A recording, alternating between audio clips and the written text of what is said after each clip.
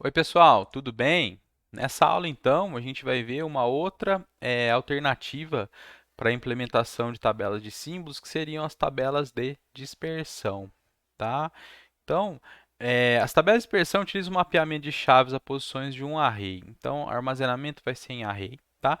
E a chave que decide se armazenar com o valor associado, ela vai ser mapeada para esse. Vocês lembram que eu falei do mapeamento lá do porcento? Ele vai aparecer aqui, tá bom? Nas listas. Usando para isso uma função de dispersão, que é chamada hash function. Idealmente, cada chave deve mapear a uma posição distinta do array. Entretanto, caso haja chaves que mapeiam para posições iguais, há necessidade de resolver essa colisão. Essa resolução da colisão é chamada de collision resolution. Qual que é a ideia? Se vai havendo muita colisão, eu vou inserindo muitas chaves na mesma posição do array. E quando eu vou fazer consulta, eu tenho que ir naquela posição e ficar varrendo aquela lista que vai sendo criada. Vai ter uma hora que essa lista começa a ficar muito grande, e o ideal é aumentar o array e fazer a redispersão, tá certo? A gente vai ver isso acontecendo. Veremos dois tipos de implementações de tabelas de dispersão. Tabela de dispersão com encadeamento separado, que em inglês a gente vai chamar de separate chain hash table, e tabela de dispersão com endereçamento aberto, um tipo de endereçamento aberto, que é chamado de sondagem linear. Isso aí, quando houver colisão, ele procura o próximo lugar, a próxima casa aberta, permitida, vamos dizer assim, para fazer a inserção. Tá? Então, a função de dispersão transforma as chaves em índices de um array. Qualquer chave a ser processada deve gerar um índice de 0 a m-1, sendo m o tamanho do array. Né? Então, tem a capacidade de armazenar m pares chaves-valor. Para qualquer chave ao ser processada deverá gerar para uma tabela de dispersão que tem capacidade de armazenar m-1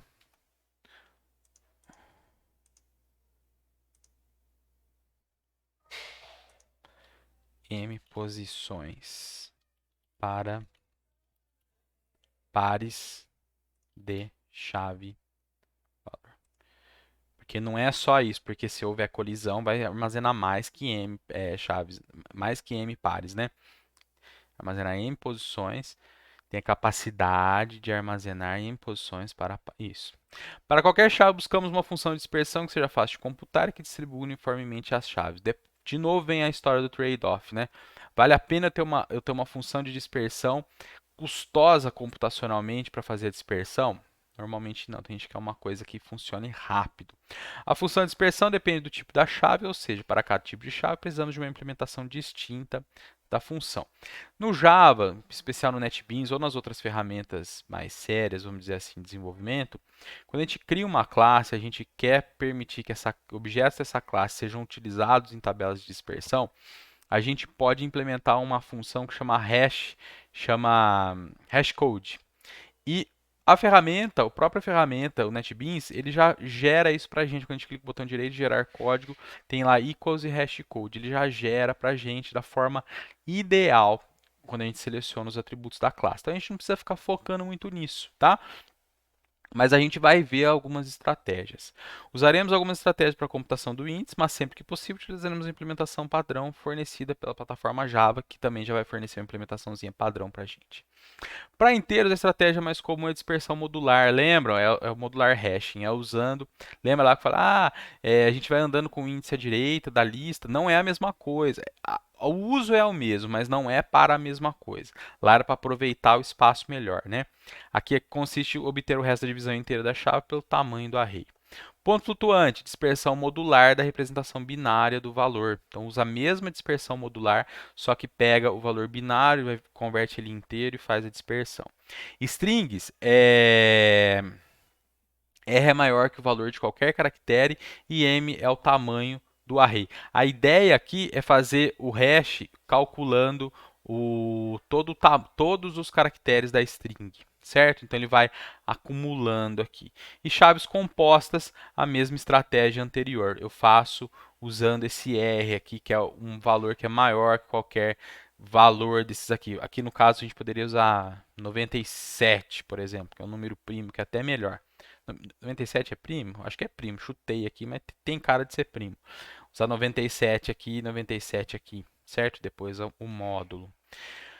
Convenções em Java. Toda a classe Java é subclasse da classe Object, que por sua vez possui o método int hashcode, que eu acabei de comentar com vocês, que fornece implementação padrão para a função de dispersão. A implementação do método hashcode deve ser consistente com o método equals, então tem algumas regras aqui. Se o método equals for verdadeiro, então a.hashcode deve ser igual a b.hashcode, ou seja, se eu tenho dois objetos com os valores iguais, o hashcode dos dois tem que gerar o mesmo valor. Se a.hashcode for diferente de b.hashcode, então a e b são necessariamente diferentes, são dois objetos. E caso a.hashcode e b.hashcode forem iguais, pode ser que a e b sejam iguais ou diferentes, porque pode ser que no cálculo da função de hash, mesmo o b e o a sendo objetos do mesmo tipo, o b tem atributos com outros valores, mas pode-se então gerar hashcodes diferentes. Mas se os dois forem iguais, o hashcode tem que ser igual, tá certo? Mas se eles forem diferentes, pode gerar hashcode, pode gerar um inteiro igual ou diferente. Na prática, implementaremos os dois métodos utilizando o assistente de inserção de código NetBeans. Então, quando precisar, botão direito na classe, inserir código, equals hashcode, marca os atributos que vão fazer parte do equals e do hashcode, dá gerar, o NetBeans já vai gerar uma versão consistente para a gente, tá bom? A gente não vai ficar se preocupando com isso. Convenções em Java. O método hashcode retorna um inteiro, ele não retorna uma posição de array. O trabalho é nosso de fazer o mapeamento, sem se preocupar com o mapeamento a uma posição. Para isso, precisamos mapear manualmente usando a dispersão modular. No Java, pessoal, na verdade isso aqui é do CDWiki, ele utiliza, ele faz um mascaramento usando aqui, olha lá, mascaramento do inteiro de 32 bits com sinal para o inteiro de 31 bits sem sinal, ou seja, ele tira o sinal do número que for gerado. Então, se for gerado um número negativo, ele tira o sinal, fazendo esse mapeamento, usando esse operador bit a bit e bit a bit. A gente vai ver o funcionamento dele e fazendo o modular hashing aqui, né? O hashing modular. Então, só para entender como funciona, tá certo? Não vou cobrar esse tipo de coisa. Imagina que o x.hashcode gerou o valor 1900, 1900 não, perdão, 19.723, que em binário é isso aqui. Lembrando que esse zero, isso aqui vocês devem ter visto em arquitetura, né, de computadores, esse zero aqui, ele indica o sinal. 0 é positivo, 1 é negativo, certo? Esse número aqui, o que, que é ele? Olha só o que, que ele é em binário, pessoal. Ele é um número positivo, só que ele é o último inteiro. Então, para não digitar um número muito grande, aqui ele é fornecido em hexadecimal. Então, a gente precede o valor hexadecimal com 0x, o Java já vai saber que aquilo ali é um hexa, mesmo sendo ele inteiro. Então, a gente põe 7FFF. Então, vejam só, é esse número. Quando a gente executa essa operação do E bit a bit, o que, que vai acontecer?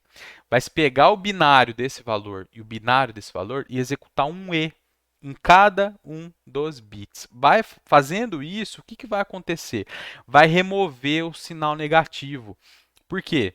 Vejam, o que, que o E tem como característica? Quando os dois tiverem 1, gera 1. Quando tiver valor diferente, vai gerar 0. Ou seja, a preferência sempre vai ser gerar o valor de cima. Percebam que ele é gerado de novo, ó, porque o E é feito com 1. Tá certo? E aí aqui acaba virando 0. Vocês vão perceber, aqui dá o mesmo valor, tudo bem. Só que olha aqui na hora que faz para um valor negativo. Como que você vai mapear um negativo usando o mapeamento modular? Vai te dar um número negativo, não tem posição negativa dentro do array. Né? Então, o que, que ele faz? Olha só, esse é negativo. Tem que tomar cuidado, pessoal, que vocês vão ver, vocês devem ter visto isso também, que aqui não é o mesmo binário daqui, mesmo valor inteiro aqui sendo igual, mudando o sinal. Por quê? Porque é codificado usando complemento de 2. Vocês lembram disso? Tem que lembrar disso, tá? Lembrar, não é necessário lembrar o tempo inteiro, mas você precisa saber o que é o complemento de 2, né? Na verdade, é a inversão dos bits, né? Sendo que o primeiro aqui, o menos significativo, vai ter regra para ele. Então, na hora que a gente faz o E com a mesma máscara, olha a máscara como que é. Vai manter-se os mesmos valores e vai trocar o sinal. Porque aqui, se tiver um 0, vai dar 0. Se tiver 1, vai dar 0 também. Porque aqui é um 0 sempre. Então, positivo vai gerar esse valor aqui, que é o limite do inteiro, né? Olha lá, dá 2 bilhões, 147 milhões, 463 mil, 925, faz o resto da divisão inteira, vai dar... Ah, mas então um número gigantesco desse vai demorar muito mais para fazer a conta do que se fizesse com esse? Não, porque a operação, mesmo esse aqui sendo um número inteiro muito menor que esse aqui, ele continua tendo 32 bits igual esse aqui tem. Então a operação ela executa no mesmo tempo, tá certo? Não é porque o número é grande que vai demorar mais ou menos, tá? É a quantidade de bits que ele tem. Bem, agora a gente vai ver as implementações usando tabela de dispersão. Então a gente vai ver primeiro as implementações de tabela de dispersão. A gente vai ver primeiro a implementação com encadeamento separado. O que consiste isso aqui? Eu vou encontrar uma posição fazendo um mapeamento e naquela posição eu vou ter uma lista. Na verdade, aqui a gente vai ter uma bag, que a gente vai chamar uma outra estrutura de dados, que é como se fosse uma lista que a gente só já vai jogando valor lá dentro. Depois a gente pode percorrer esses valores. Tá? Tem a implementação dela, se vocês quiserem ver, está aqui na implementação das estruturas lineares, chama bag, é de saco ou de sacola, né? Chama bolsa ou multiset. Por que chama multiset? A ideia é um conjunto que tem valores duplicados. Na verdade, é um array que tem vários elementos ali dentro. Em cada posição, na verdade não é array, perdão. Ela é uma lista que a gente só insere valores dentro dessa lista, não tem nem como remover. Veja, tem o add e só. E os empty, e o get size e o iterador. Tá certo? Só joga valor lá dentro, depois você pode andar dentro dessa lista. Chamar de bag, tá? Função de dispersão deverá converter as chaves em posição do array. O segundo componente do algoritmo de dispersão é a resolução de colisão, que é a estratégia usada para gerenciar o caso em duas mais chaves serão inseridas no mesmo índice. Se isso acontecer, como é uma bag em cada posição, vai ser inserido no fim da bag. Uma abordagem geral para isso é construir, para cada índice do array, uma lista encadeada de pares chave-valor, sendo que nessa lista serão armazenadas as chaves sozinhas ou em colisão, associadas a seus valores. Esse método é conhecido como encadeamento separado, pois itens em colisão são encadeados juntos numa lista encadeada separada, que é a nossa bag. A ideia básica é escolher um tamanho de array suficientemente grande para permitir que as listas sejam suficientemente curtas para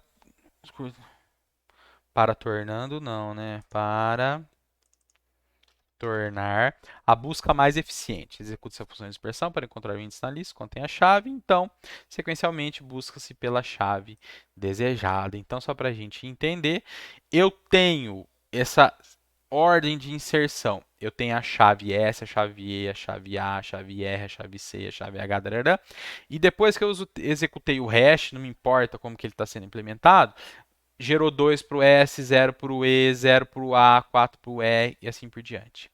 Essa aqui é o mapeamento dentro do array, tá? Então, o S vai ser inserido na onde? No hash 2. Então, o S está aqui. Depois, para o E, vai ser inserido no 0. Depois, para o A, vai ser inserido no 0. E vai sendo montado a lista, certo? Então, aqui lembrei. O que está sendo usado aqui em cada posição, como lista, é uma sequência search ST, que é a symbol table usando busca sequencial, que eu falei para vocês estudarem. Lembram disso? Porque a gente vai fazer para cada posição uma tabela de símbolos com busca sequencial. Tá? A ideia é que essas listas sejam curtas, sejam pequenas, tá bom? Porque se for muito grande, aí vai ter problema, porque a gente vai ficar gastando muito tempo procurando por valor, por chaves ali dentro, né? Então a ideia é que isso aqui seja curto. Se o algoritmo, se ele percebe que elas estão crescendo muito, ele vai fazer o rebalanceamento. Depois a gente passa o olho rapidinho. Tudo bem? Entenderam a ideia? Faz o mapeamento para o array e naquela posição do array a gente tem uma estrutura de dados ali para armazenar chaves e valores. No caso, está usando a sequência search ST. Falei da bag, né? Mas a ideia aqui é parecida com a bag, tá bom? Mas não é a bag em si. Outra abordagem para implementação é armazenar n pares de chave-valores em uma tabela de dispersão de tamanho m que seja maior que n, confiando em entradas vazias na tabela para auxiliar na resolução de colisão. Isso aqui, na hora que tiver colisão, ele vai procurar à direita, essa é a ideia desse linear probing, essa sondagem linear. Vai sondar casas à direita para verificar se existe posição. Ou também vai fazer a volta usando o mapeamento da posição. Esse tipo de método é chamado de dispersão com endereçamento aberto. Esse aqui. Essa ideia, né, de ter o endereçamento aberto para a gente poder encaixar. Um desses métodos é chamado de sondagem linear, que é isso que eu falei para vocês. Quando há colisão, verifique-se a próxima entrada da tabela. Sondagem linear caracteriza-se em três possibilidades. A chave é igual à chave buscada, então quer dizer que encontrou, então a gente vai atualizar. A gente tem posição vazia, não encontrou, e a chave é diferente da chave da busca, tentar a próxima entrada. Ao calcular a dispersão da chave para gerar o índice da tabela, verifique se a chave buscada é igual à chave que está naquela posição e continue-se a buscar pela chave para uma posição vazia. Então, vamos ver o funcionamento. Então, aqui é a mesma ideia. Vai fazer as inserções. Eu tenho as dispersões aqui calculadas e os valores associados, que para a gente não importa aqui o valor. A gente quer saber como que vai ser armazenado. Então, a gente vai ter dois arrays aqui dentro. Um array para as chaves e um array para os valores. A chave numa determinada posição vai corresponder à mesma posição onde eu tiver valor. Então, vai haver a entrada do S. Já vai aparecer tudo de uma vez. Então, vamos lá. Eu tinha esquecido. Então, vamos lá. S, o hash dele deu 6. Então, na posição 6, vai inserir o S como chave e o 0 como valor. O E, a posição foi a 10. Então, 10 entra o E e o 1 como valor. O 1 está aqui, certo? No hash 4, entra o A. Aqui está escrito, né? Entries in red are new. Então, para essa execução, para essa inserção, o A entrou aqui, ele é verde. Quando está cinza é porque não foi mexido, não processou ali, não precisou mexer com aquilo ali, tá? Mexer não, consultar, na verdade. R, posição 14, valor 3. Posição 14 estava limpa, não estava ocupada, colocou o R. C, posição 5, não estava ocupada, colocou o C na posição 5. O valor aqui é 4, né, gente? Ó, isso aqui faltou corrigir. Ó. O valor é 4 aqui, ó, no C, tá bom? Pois preciso corrigir isso aqui. Até no livro já está a versão que eu tenho, que é a terceira impressão, isso aqui já está corrigido, tá? Esse aqui é o PDF do livro que eu peguei na Amazon também quando eu comprei o livro. E o PDF acho que é a primeira impressão. É o PDF da primeira impressão. Então 5, aqui tem que trocar para 4. H, posição 4. Agora olha o problema. O H, posição 4, quando eu tento fazer a inserção do H na posição 4, o A já está ocupando. Então, o que o algoritmo vai fazer? Aqui entra a sondagem linear. Ele vai para a casa da direita ver se tem espaço. Tem espaço? Não. O C já está ocupando. Vai para a próxima. O S já está ocupando. Vai para a próxima. Está vazia. Entra o H. Ah, mas e agora se der um hash aqui de 7 e tentar inserir aqui? Vai para a direita procurar também. Tá bom? Agora aqui é uma atualização. Está trocando o valor do E para 6. O valor do E era 1, vai trocar para 6. Então, o hash cai lá na posição, a chave bate, beleza, troca o valor. Tudo bem? X, hash 15, 15 não está sendo utilizado, põe o 7. Troco o A para o valor 8, beleza. M, posição 1, valor 9, posição estava válida. P, posição 14, agora olha só, posição 14 está ocupada pelo R, vai para a próxima, tem o X. O que acontece? Wrap sequence to 0 aqui, ou seja, ele volta pesquisando lá no início do array, faz uma volta. Então, o P tentou inserir no R, não dava, porque o hash é 14. A próxima posição estava ocupada, vai para a próxima, que seria o 0. Está ocupada? Não. Põe o P lá e o valor associado a ele. L na posição 6, que é a posição do S, não conseguiu inserir. O H, a próxima já estava ocupada, a próxima estava liberada, então inseriu o L. E o E atualizou o E de novo. Né? Olha lá, trocou o valor. Entenderam a ideia? Não é tão difícil de entender o que é que está acontecendo. Tá bom, pessoal?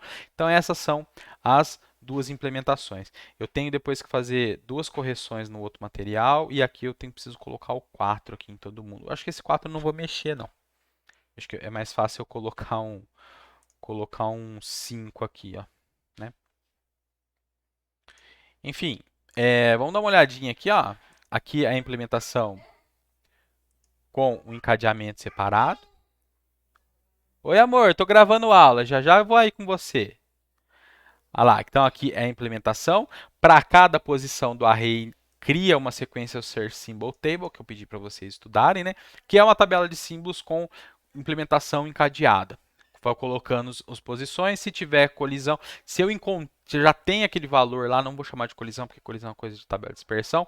Se já tem a chave, eu substituo. Se não, eu vou fazer toda essa sequential search, né, a busca sequencial, não encontrei, eu coloco no final, tá bom? Deixa eu ver se ela está implementada usando bag aqui. Não, não está não. A bag vai aparecer nos grafos, tá, gente? Eu meio que me confundi aqui. Mas a ideia é parecida, tá? Eu vi que era diferente na hora que eu vi aqui eu vi aqui o Sequential Search ST e eu vi que a cara dela aqui não estava igual, tá? Olha o put aqui da da Separate Chain, o que vai fazer? Olha só, aqui tem aquele critério de balanceamento, tá? Se precisar ver rebalanceamento, ó, dobra o tamanho da tabela, caso a média do comprimento da lista seja maior ou igual a 10. Lembra que eu falei, as listas estão crescendo demais, precisa redimensionar. Aí no redimensionamento, que está aqui, né? Olha lá, faz a inserção. Redimensiona e faz a inserção numa outra tabela, tá certo? Para refazer o hashing, né? Aqui que vai acontecer o hashing na hora que tiver criando essa nova tabela, tá? Calcula o hash do i, coloca se não tiver a posição, coloca aqui, né? Se não tiver, incrementa o tamanho da tabela, né? A quantidade de elementos que tem na tabela de dispersão e coloca na posição i a chave valor, tá? Por que é put? Porque na posição i eu tenho uma sequência search st, né? Sequência search symbol table. Tudo bem? Aqui é bem trivial, bem tranquilo, dá uma olhada, tá bom, gente? Não tem nada do outro mundo. Olha lá o hash de novo, né? Fazendo o mascaramento aqui. Até nas versões mais novas do livro, eles mudaram um pouco esse hash aqui, tá, gente? O hash usa o hash code do objeto, da chave, e faz o mascaramento para tirar o sinal, e depois faz o mapeamento modular, tá bom? E no linear probing, a gente vai ter uma estrutura. A gente vai ter dois arrays, um para chaves e um para os valores. E aí vão ser no aqui eu preciso mexer na capacidade também, ó. Aqui tem capacidade fixa, aqui não, né?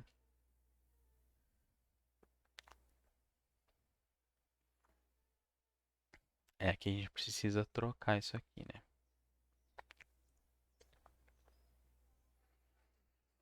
Enfim, depois eu vou pensar o que eu faço aqui nesses construtores. Eu acho que eu vou deixar desse jeito mesmo, porque no livro do Sedgwick ele não. Aqui talvez colocar esses construtores como privados, né? Para deixar a estrutura gerenciar. Enfim, aqui ó, pessoal, aqui é a ideia de ir para a direita procurando, tá bom?